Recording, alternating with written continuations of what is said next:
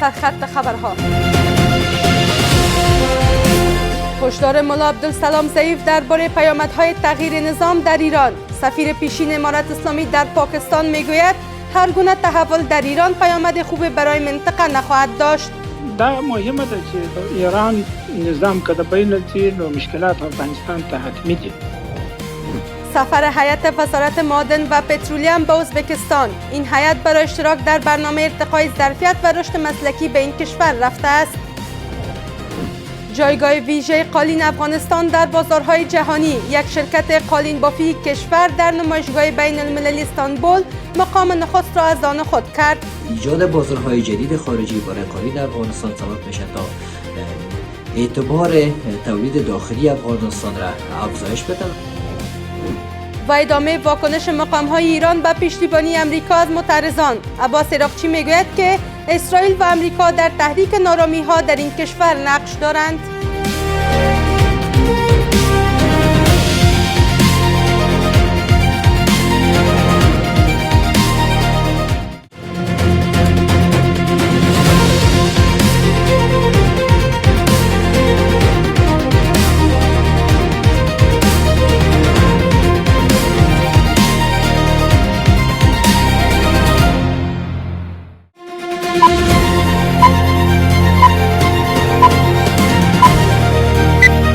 سلام وقت شما بخیر. به مجموعه خبر این ساعت از میز خبر خوش آمدید. امروز یک شنبه 21 جدی 1404 هجری خورشیدی است که برابر می شود با 11 جنوری 2026 میلادی.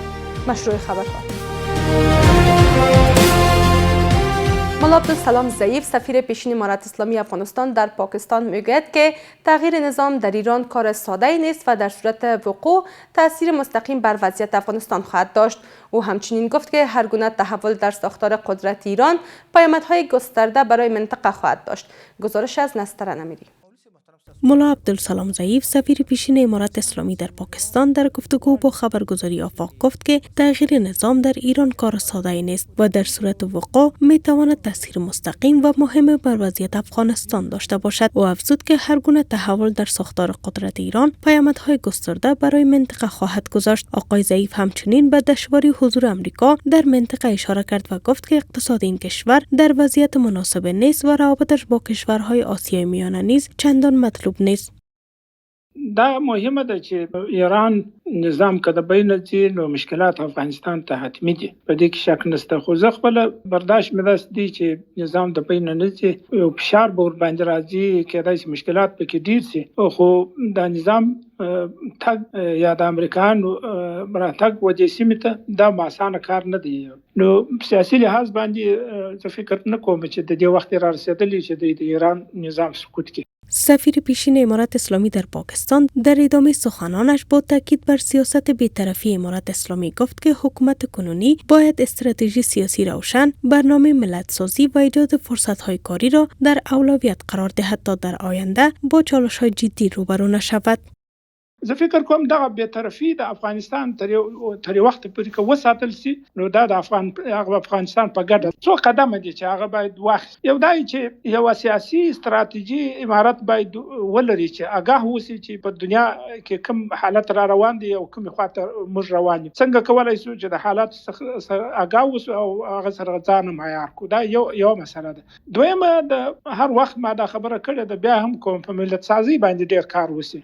در همین پیوند آگاهان نیز میگویند که آشوب‌های اخیر ایران برنامه‌ریزی شده و با دخالت قدرت‌های مثل امریکا و اسرائیل تشدید شده است. با باور آنان این بحران‌ها می‌تواند بر افغانستان هم تاثیرگذار باشد. آشوبی که در ایران است اتون نیست که خودجوش و یا فرزندچیز بوده، ایره پلان شدگی بوده. در طول 6 ماهی که امریکا و اسرائیل بر ایران حمله نکردند، ایره خلق کردند و آل دارن در تلاش ازی هستند که این آشوبگری به قتل و غارت و به چور و چپاول مبدل شود، یعنی انارشیسم میخواین. ای که تاثیراتش بالای افغانستان و رابطه بین ایران و افغانستان و رابطه چند جانبی منطقه چی خواهد بود؟ یقینا که بی تاثیر نیست.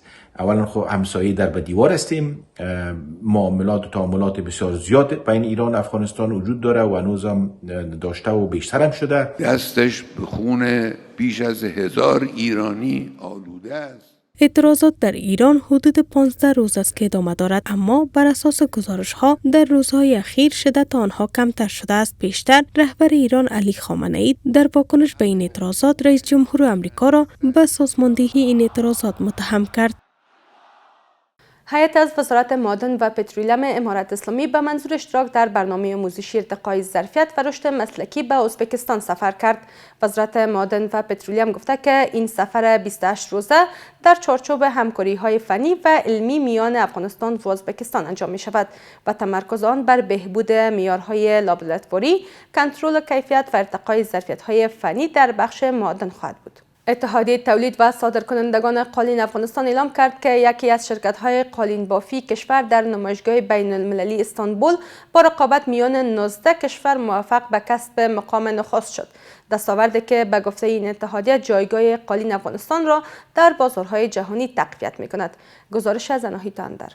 وزارت صنعت و تجارت به خبرگزاری آفاق آمار می‌دهد که صادرات قالین و گلیم در جریان سال 2025 به کشورهای پاکستان، ترکیه، امارات متحده عربی، امریکا، چین، ازبکستان، ایتالیا، هلند، آلمان، قزاقستان، هند و سایر کشورها صورت گرفته است. سخنگوی این وزارت همچنان می‌افزاید که صادرات قالین به وزن مجموعی 3818 تن به ارزش بیش از 18 میلیون دلار انجام شده است. صادرات قالین و گلیم در جریان سال 2025 به کشورهای پاکستان، ترکیه، امارات متحده عربی، امریکا، چین، ازبکستان، ایتالیا، هلند، آلمان، قزاقستان، هند و دیگر کشورها با وزن 3818 تن به ارزش بیشتر از 18 میلیون دلار صورت گرفته است. با این حال اتحادیه تولید کنندگان و صادرکنندگان قالین افغانستان میگویند که یکی از شرکت‌های تولیدی قالین کشور توانسته در نمایشگاه بین المللی دوموتکس استانبول در میان 19 کشور جایگاه نخست را از آن خود کند. این اتحادیه این دستاورد را موفقیت بزرگ خوانده و افزوده است که چنین رویدادهایی میتواند ارزش و جایگاه قالین‌های افغانی را در بازارهای جهانی ارتقا بخشد. این نمایشگاه که به تاریخ 18 جنوری در شهر استانبول ترکیه برگزار شده بود، 6 شرکت از افغانستان در آن نیز حضور داشتند. مشکل ویزا داریم، ما بتانیم که سفارت‌ها صحبت کنیم با ایمیل یا سفارتخانه که در افغانستان فعالیت دارن که از اینا صحبت کنیم که سکتور قالین همکاری کنن که ما بتانیم برای آینده بهتر در این شرکت‌های تولیدی قالین افغانستان در نمایش اشتراک کنن. با این حال شمار از آگاهان اقتصادی میگویند که صنعت قالین در کشور میتواند نقش مهمی در رشد اقتصادی، افزایش اشتغال و گسترش صادرات کشور ایفا کند. به باور آنان توسعه بازارهای خارجی برای قالین افغانی نه تنها اعتبار این صنعت را افزایش میدهد، بلکه راه را برای حضور سایر تولیدات افغانستان در بازارهای جهانی نیز هموار میسازد. در صورت حمایت بیشتر از تولید کنندگان صنعت قالین، بیشتر هم میتونه در رشد اقتصادی ملی افغانستان تاثیرگذار باشه و هم میتونه زمینه کار و اشتغال را در کشور بیشتر بسازه.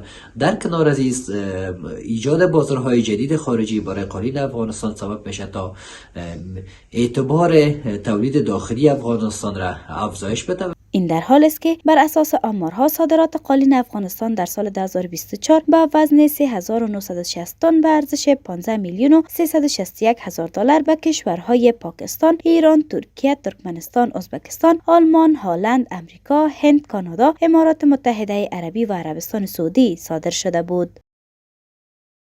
محمد اشرف حقشناس سخنگوی وزارت فواید عامه اعلام کرد که در هفته گذشته 157999 متریک تن انتقالات از طریق راه آهن صورت گرفته است. به گفته وی این انتقالات شامل اموال نفتی، غیر نفتی و سایر مواد می شود که به کشور وارد و صادر شده است. آقای حقشناس گفت که بیشترین انتقالات در این هفته از طریق بندر حیرتان انجام شده است. در مجموع انتقالات که یک بخش آن صادرات است، در هفته گذشته 126 تن اموال تجارتی صادر شده است که مقدار زیاد آن میوه خشک می باشد. هرچی سطح صادرات و واردات از طریق خط آهن افزایش یابد، فرصت‌های شغلی بیشتری فراهم می شود و عواید ملی افزایش می یابد. و در ادامه هم چند خبر کوتاه.